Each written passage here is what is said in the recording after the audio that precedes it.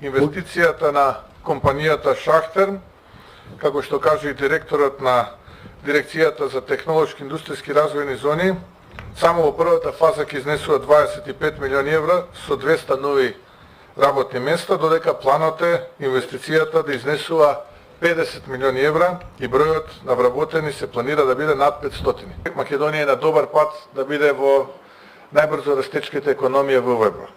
Теја са во моментов имаме 800 вработени во 3 фабрики. Мојата компанија е извозно ориентирана, дека јас немам тука пазар и дека сакам да ги извезувам моите производи 100% и да направам, да придонесам Македонија да добие девизи.